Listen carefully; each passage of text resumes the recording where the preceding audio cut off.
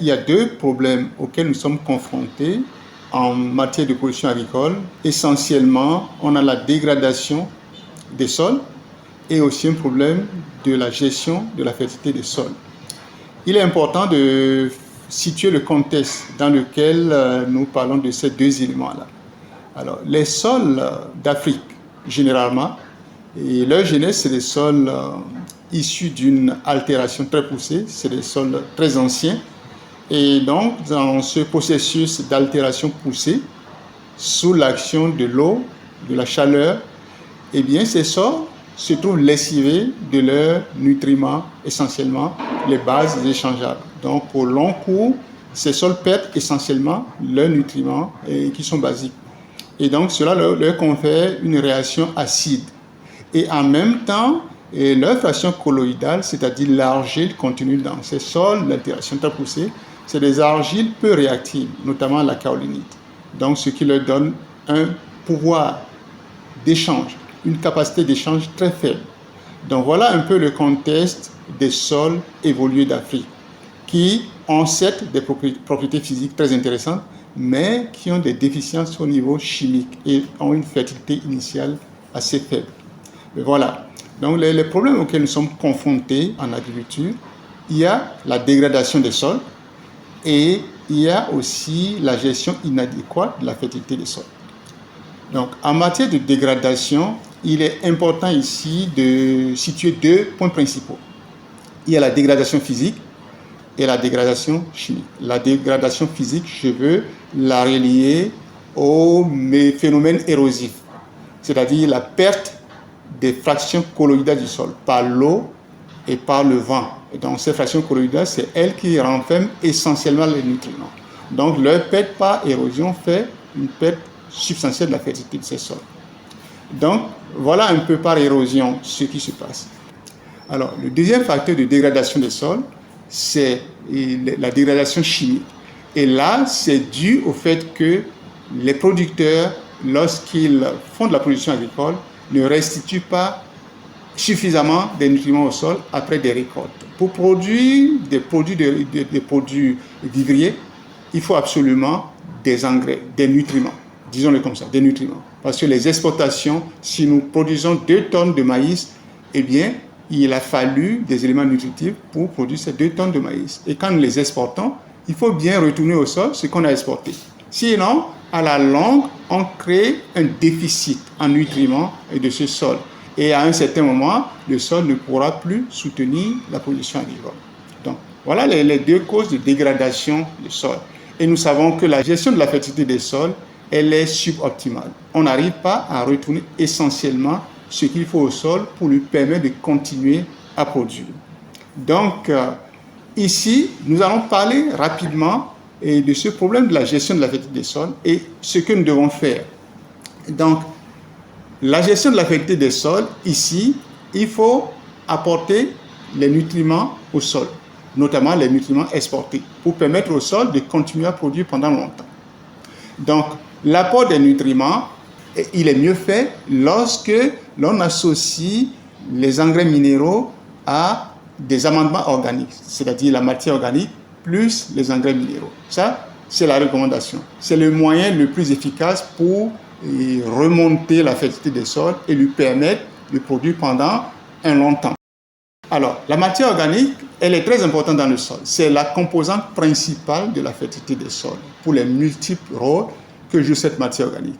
Elle joue un rôle tampon, elle joue un rôle d'échange, de stockage des éléments nutritifs, elle joue un rôle important dans la gestion des réserves d'eau du sol, elle joue un rôle important dans la vie microbienne. C'est elle qui permet de maintenir la vie microbienne, la vie faunale, qui permet de recycler, de transformer les éléments nutritifs dans le sol et donc de permettre à la plante d'avoir ce dont elle a besoin pour grandir et pour produire. Donc c'est ça. Mais maintenant, la matière organique seule ne peut pas répondre aux questions de la fertilité des sols. Tout simplement parce que ses contenus en éléments nutritifs sont généralement très faibles. Et donc, si on veut se rabattre seulement sur la matière organique, il faudra peut-être des tonnes et des tonnes de matière organique pour arriver à une production modeste de produits vivriers.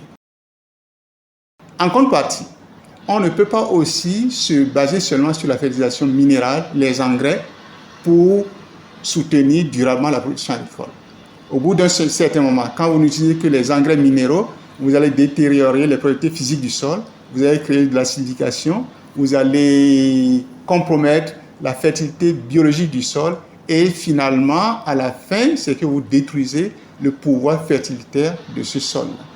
En résumé, la combinaison de la matière organique et des engrais minéraux permet de répondre aux questions, aux besoins fertilitaires du sol. Et l'utilisation des engrais minéraux, comme dans beaucoup de pays en Afrique subsaharienne, cette utilisation est très faible. On est à moins de 20 kg de nutriments par hectare et par an. Donc la question ici, c'est de voir comment on peut rationaliser l'utilisation des engrais pour permettre au sol de continuer à produire normalement. Et je veux dire que dans le contexte de la cherté des engrais, vous voyez que dans les 2 dernières années, les engrais, les prix des engrais ont flambé. Ça fait que les producteurs qui avaient déjà la peine à utiliser les engrais minéraux sont maintenant devant une impasse. Ça devient beaucoup plus difficile d'investir dans les engrais minéraux qui sont vraiment chers. Alors, je crois qu'on ne peut pas baisser les bras parce que c'est un mal nécessaire. On est bien obligé de passer par là. Et ce que nous recommandons, c'est que l'on mette plus l'accent sur les technologies qui valorisent l'efficience d'utilisation des engrais minéraux. C'est-à-dire qu'avec peu d'engrais, qu'on arrive à des résultats assez intéressants. Donc, il y a certaines technologies qui permettent quand même d'utiliser peu d'engrais et d'avoir d'assez bons rendements. La microdose, par exemple, qui consiste à placer une petite quantité d'engrais au pied du plant, permet de limiter les pertes par ruissellement, par lessivage, et donc permet à la plante d'accéder à l'essentiel des nutriments apportés dans cette petite quantité d'engrais. Ça, c'est très important. Et il ne faut pas perdre de vue aussi, maintenant, il faut intensifier avec l'association culturelle, avec des plantes, des essences légumineuses qui fixent de l'azote atmosphérique de l'air. Ça, c'est important.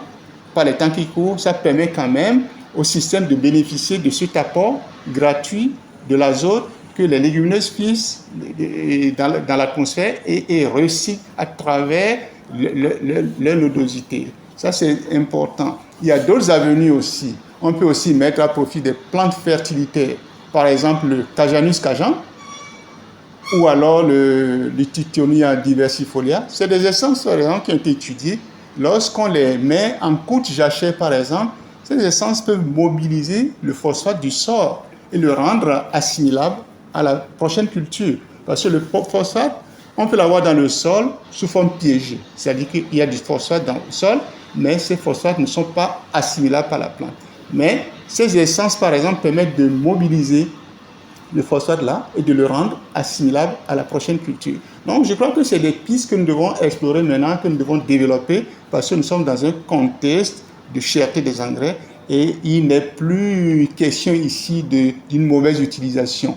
Aussi, pour terminer, il est maintenant important d'utiliser l'engrais qu'il faut, pas de l'engrais n'importe comment. Que ce soit l'engrais dont la plante a besoin qu'on lui apporte au bon moment et la bonne quantité. Et je crois qu'en faisant ça là, nous allons avancer dans ce contexte difficile. Mon dernier point, c'est que nous avons des ressources aussi comme le phosphate naturel. Par le temps qui court, bien que le phosphate naturel ne soit pas assimilable dans toutes les conditions, c'est important d'investir dans l'application massive du phosphate naturel pour renflouer le pool de phosphate du sol. Et donc, des techniques agronomiques pourraient permettre de mobiliser ce phosphate-là par les cultures, soit l'utilisation des résidus organiques, l'incorporation ou même l'utilisation de compost. C'est des manières de faire, c'est des pratiques agronomiques qui pourraient aider à mobiliser tout doucement cette quantité de phosphate qui est dans le phosphate naturel, qui, nous savons, ne libère pas facilement le phosphate qu'il contient si on n'est pas dans des conditions de sol très acides. Mais je crois que même dans les conditions de sol neutre, il est important, par les temps qui courent, d'appliquer le phosphate naturel pour renflouer le stock initial de phosphate et qu'on pourra toujours mobiliser par des techniques culturelles, soit par l'association de légumineuses que nous savons bien dans leur rhizosphère émettent un peu de l'acidité qui favorise cette mobilisation de phosphate. Donc, voilà un peu quelques idées et pour espérer aller de l'avant en ce qui concerne la sécurité alimentaire dans notre pays de Bénin. Et tout cela doit se faire dans un contexte de optimisation du recyclage des nutriments à l'échelle parcellaire. Voilà un peu résumé ce que je pourrais dire par rapport à la question de la dégradation des sols et la gestion de leur fertilité.